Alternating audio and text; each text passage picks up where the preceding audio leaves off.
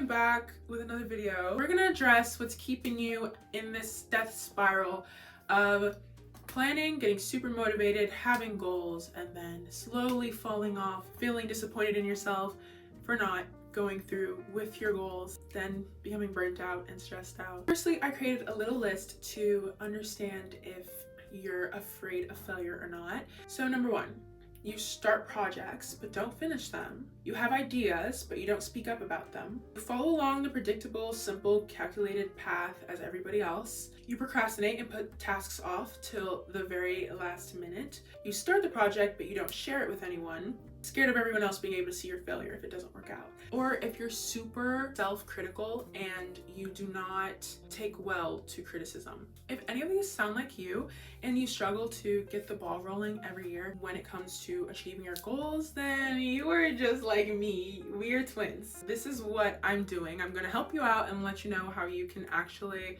take steps towards achieving your goals instead of doing the same cut and dry, cookie cutter, what everybody else says to do, because that just doesn't work for us. Our minds aren't wired that way, and that's okay. We're still able to achieve our goals though, and we're gonna do that this 2025. I'm the best person to talk about this. I know this feeling all too well, and that's why I'll be helping you out, and we're gonna get through this together. So if you haven't heard of me or seen my face before, my name is Amiri. I am a D1 athlete. This channel is going to be like my journal where I just talk about things that are on my mind and just, I don't know, whatever I want to post, I just be posted. If you're an overthinker like me, you're into self-improvement, you're into to know yourself better, journaling, and just becoming a better version of yourself, or if you're a tall girl like myself, then you should definitely subscribe and join the community. I absolutely love when you guys comment. Thank you so much for the people who have been commenting on my videos and like liking them and interacting with them. Like, I actually love when you guys interact. So thank you guys so much for commenting and leaving what you think down below. I really appreciate it. I read every single one. A few years ago, I read a book called Chasing Failure by Ryan Leake, and it is by far one of my favorite books that I have read. I'm just reading my notes. This quote from the book says, "The biggest reason we don't pursue our dreams is because the distance between our dreams and our realities is often intimidating." The biggest reason we don't pursue our dreams is because the distance between our dreams and our realities is often intimidating.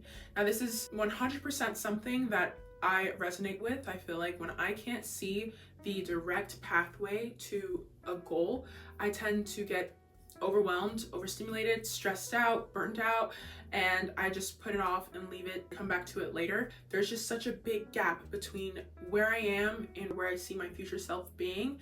And with that comes a sense of doubt. Like, how am I supposed to get there? How do I get there? I don't know. There's just a big old gap. I don't know how to get there. The feeling, the weight of not knowing how to get somewhere where you feel like you should be. It's like a big old pit in your stomach. I know I should be there. I know what I should be doing, yet I don't do it and I don't know how to get there. And that's just a tough thing to admit. I don't know how to get there. I don't know if I'll ever get there. Something that you've been dreaming for probably years. You don't know if you'll ever get there, and the concept of not being able to get there is also really tough. Instead of having to combat that and actually figure things out, we put it on the back burner so that we can figure it out later. We'd rather tell ourselves that we're not good enough to do what we dream of doing before somebody else does. So if you're very highly self-critical and you are quick to tell yourself that, oh, I can't do it, or oh, I should have done this, or oh, I'm just so bad at this, and yada yada yada, you rather tell yourself that you can't do it before somebody else does, because it hurts less if it's you and you realize it and you're like, oh, I'm so self-aware. I understand that I can't do this. I understand my shortcomings. But if someone else were to tell you, you'd be crushed. You'd feel like a failure. It hurt. And so you try to beat everyone else to the chase, and instead of allowing them to say negative things or perceive you in a negative way, you verbalize your shortcomings and you say that, hey, I can't do this. I'm not even going to try to do this because I don't want to put myself in the spotlight to be perceived negatively or for people to see me fail. One of my favorite quotes is that you have to be terrible at something before you can be good at it. I'm a volleyball player. I know this all too well. I was absolutely terrible at volleyball when I first started. I was lanky. I moved like a ballerina. I've been compared to Bambi. I was terrible at it, laughable compared to where I am now. But I have to be bad. I mean, you can't just start off being a professional at something, and that's another thing that may shy you away from going after what you really want to go after. But everyone has to start somewhere, and I know that is such a cliche saying, and you're probably tired of hearing it. Everyone has to start somewhere. What hurts more? The pain of being judged for starting and not starting how you would want to, the perfect way, you know, that's the perfectionist in you speaking, or never starting at all and having the regret. The pain of discipline and judgment, or the pain of regret and never starting and having to look back and be like, dang, what if I would have started that? Because 9 times out of 10, the people that you're afraid of judging you for something, judging you for starting, judging you for coming out of the gate and doing something out of your comfort zone or showing your true personality are not going to be relevant in 20 years. So you're just going to be sitting there with the regret by yourself.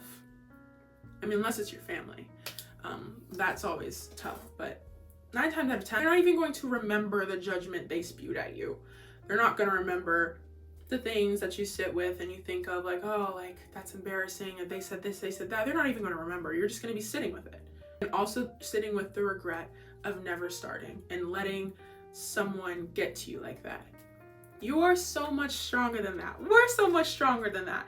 And that is why we're changing things up this year. We're changing things up this year. We're getting to the root of the problem. We are not going to just gloss over everything. I'm gonna just go to the gym, and I'm gonna wake up at 5 a.m. and I'm going to eat healthy, and I'm going to do this and that and that and that and that, and then just not do it. So you're probably like, okay, yeah, I understand. How do we actually, what are the steps? What do we do? And that is what we're getting to next. Firstly, we're gonna start off with some actual practices, and then we're going to go with some key things to implement that will also help you get over, number 1, your fear of failure, but also help you go after your goals. Number 1, I want you to write out your goals. You're probably like, I probably already did that. If you did that, that's great. If you haven't yet, I would say write out your goals.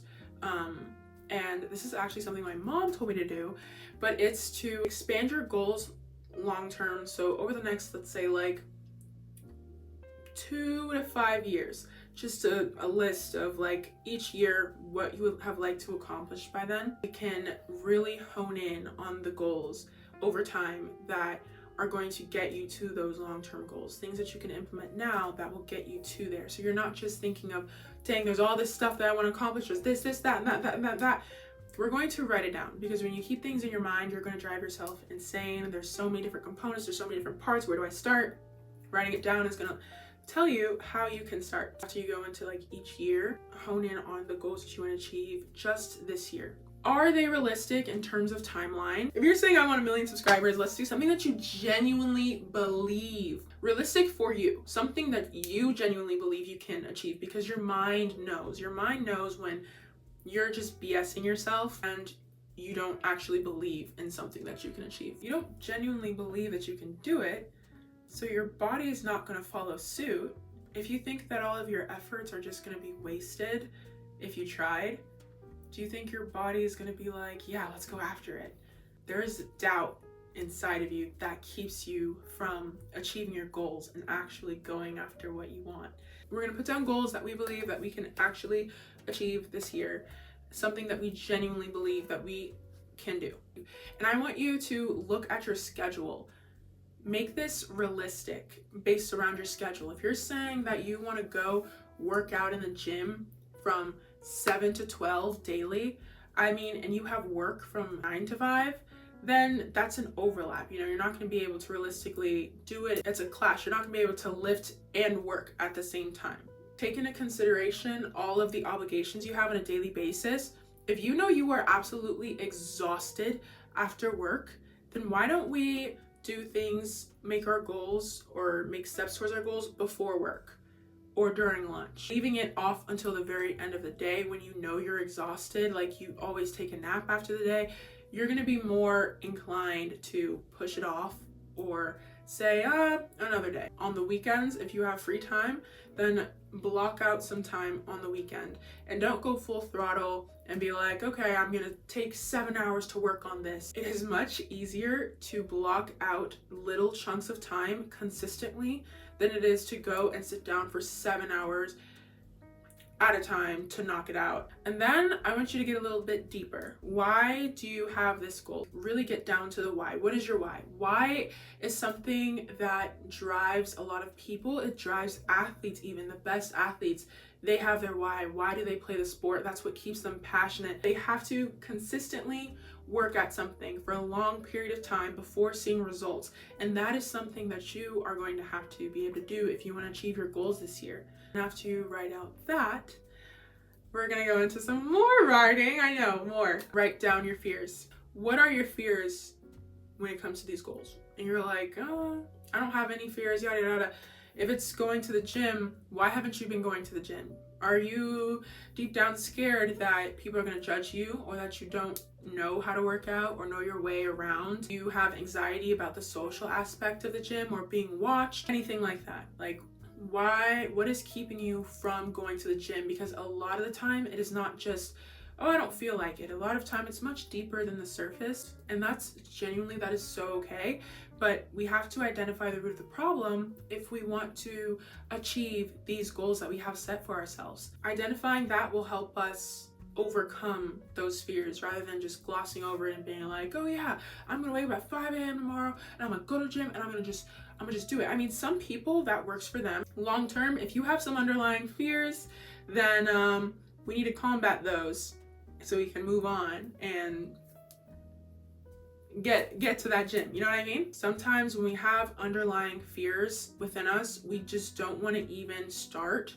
We'd rather not start than to say we tried it and we failed, or we couldn't do it, or something that we dreamt of is not a reality, it's just a dream.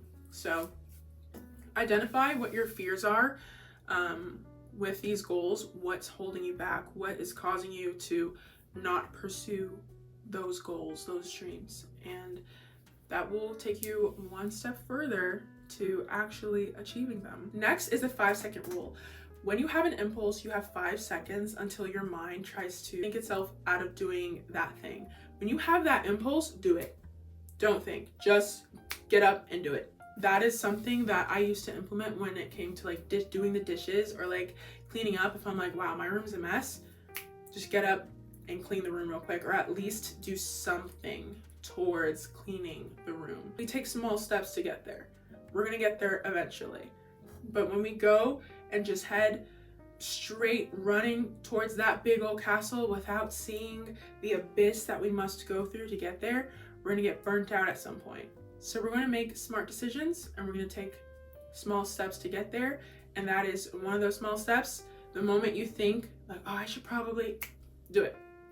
Do it. Don't leave it to your future self. Just do it. And your future self will thank you.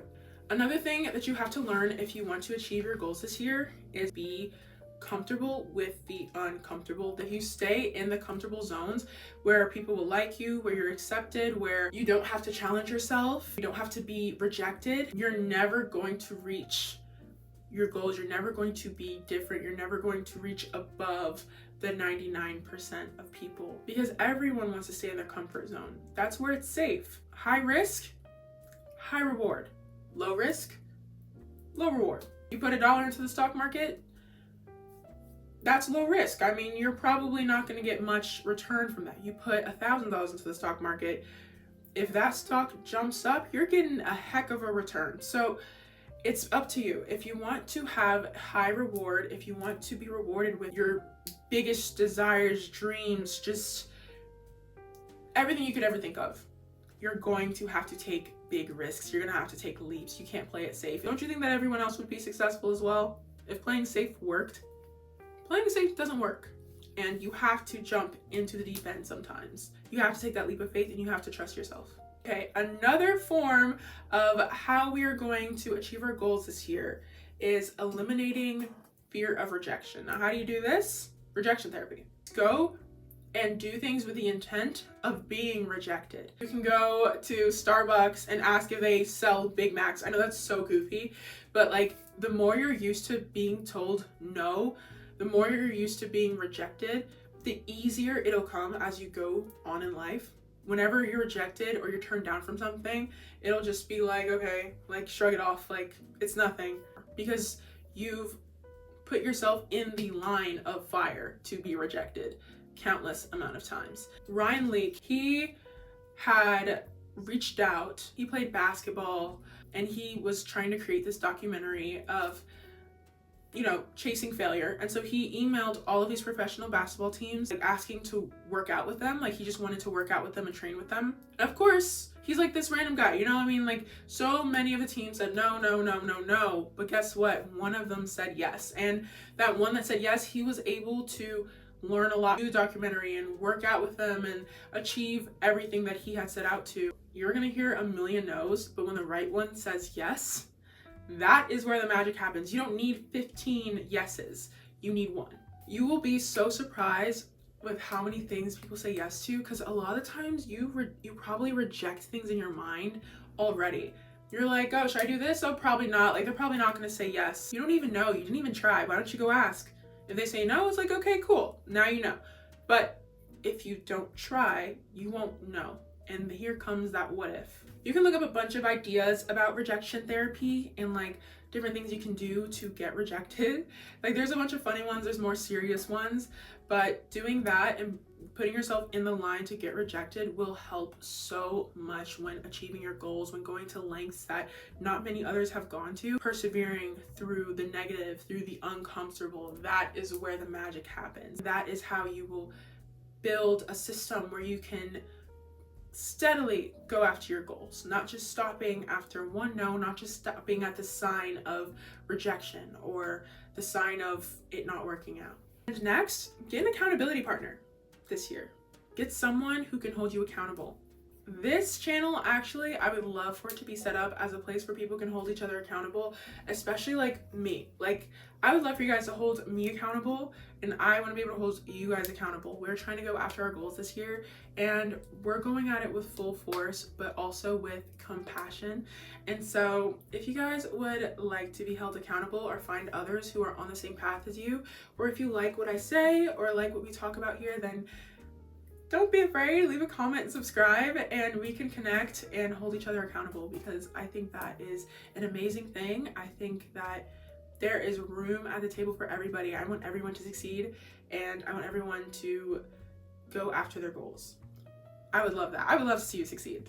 That, my friends, is all you need to get started. So all in all, I say all of this to say it is okay to be scared, but you can't stay there for too long. This year is like, it's like every other year. I mean, these years just keep on coming. They keep on coming. But we don't know when the last one will be, but as of now, it's just like the last one and the year before that. So what are you going to do differently this year to make sure that you're actually achieving your goals? What are you going to do differently to make sure that you're doing the best that you can? I mean, it's very stressful. There's a lot of discourse about goals, and sometimes we do get burnt out. Sometimes we're like, I don't know, this is just a lot right now, especially with the things going on in the world. It's just a lot to constantly think about, and I completely understand that. I still want you to succeed, and I genuinely hope you do. I'm excited for you, and I think that you can have everything you desire if you just get over that fear of failure, that fear of not succeeding, the fear of being in the limelight, the fear of everyone perceiving you. You are meant to be in the limelight, and so get used to that rejection. Go put yourself out there, and it will become so much easier for you. Negative comment will be nothing. If you're here, you're not meant to be like everyone else. So I hope that you achieve everything you possibly want in 2025. Thank you so much for watching. I'm so happy that you're here, and I hope you're having a wonderful holiday season. I love this time of year. So yeah, thank you so much for watching, and I will see you next time.